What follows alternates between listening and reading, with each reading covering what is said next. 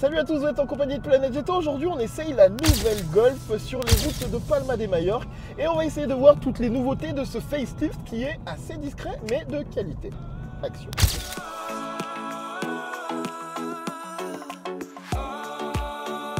Alors qu'est-ce qu'elle propose cette nouvelle Golf? Eh bien, pas tant de choses que ça, mais en fait on a une sorte de mise à jour technologique intelligente avec quelques petites nouveautés stylistiques qui permettent de réaffirmer le style de la Golf. C'est-à-dire qu'elle était pas mal, moi j'étais pas particulièrement fan, mais toujours était-il que c'était efficace puisque c'est une voiture qui se vend bien et donc c'est que le style doit plaire à la majorité. Ici, avec ce facelift, on gagne un peu plus de caractère, mais très discrètement. Pourquoi changer une voiture qui marche? C'est toujours ce que je vous dis sur les facelifts et ça s'applique à la nouvelle Golf. Du coup, la face avant est légèrement redessinée.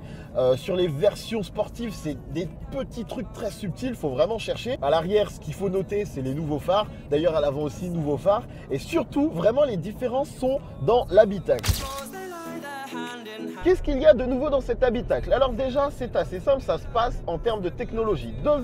Derrière mon écran plutôt, j'ai l'Active Info Display, qui est un grand écran façon Audi Virtual Cockpit qui me permet de voir de manière dynamique toutes les informations. Je peux en plus personnaliser cet écran. J'ai mon GPS qui est bien grand, bien visible et qui donc me facilite la vie lorsque je conduis. On a également un nouvel écran tactile qui est full tactile. Et le full tactile, c'est pas top. Il manque un petit bouton à l'ancienne pour quand j'ai envie de baisser mon volume rapidement. Ça, il n'y a pas et j'avoue que ça manque. Mais à côté de ça, il faut remarquer qu'il est vachement bien fait, efficace. Il y a la possibilité de le contrôler avec des gestes. Je vais être très honnête, ça ne sert à rien.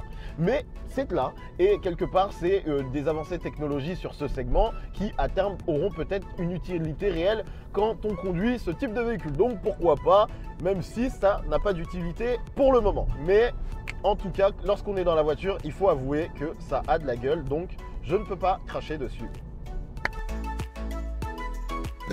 Il y a la Golf GTI qui est là, mais comme elle n'est pas dispo encore en France, eh ben, ils ne nous laissent pas la conduire. Et ça me rend un petit peu triste. Mais bon, c'est des fois les aléas qu'on peut avoir en essai.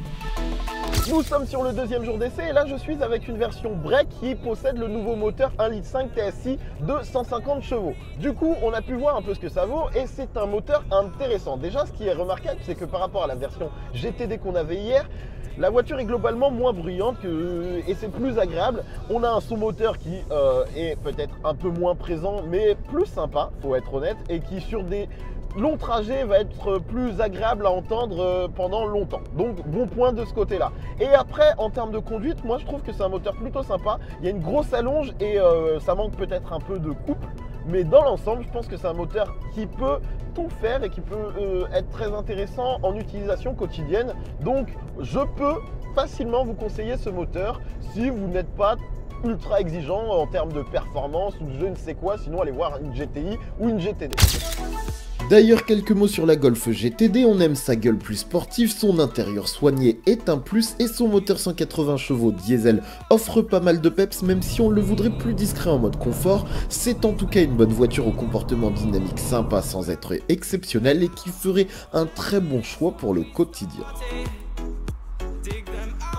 Si on prend le facelift dans son ensemble, la voiture reste toujours aussi efficace et même à vrai dire plus puisque les nouvelles technologies, notamment le radar qui est intégré à l'avant et qui permet à la voiture de profiter du traffic jam assist, du régulateur adaptatif et même de la conduite semi-autonome est une très bonne chose pour ceux qui apprécient. Lorsque vous serez dans des bouchons et que la voiture fera tout le taf et qu'elle avancera tranquillement, s'arrêtera, continuera, etc. jusqu'à 60 km/h, il faudra avouer que c'est le genre d'assistance qui fait plaisir. Donc, la Golf reste toujours une bonne voiture.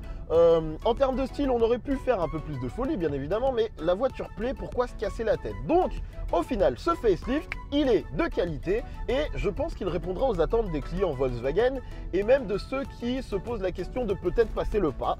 Il y a ce qu'il faut. Donc, les amis, n'hésitez pas à vous rapprocher de cette Golf 7 parce que c'est une voiture appréciable. Moi, je dois retourner à l'aéroport. J'ai le cœur qui palpite parce que la vie va vite. Ça rime.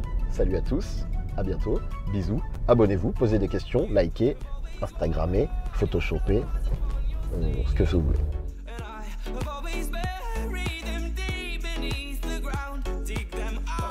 Petit update, Comme quoi la vie ne mène pas. On était en train de justement partir pour le commentaire, sauf que je viens de sortir le micro-cravate.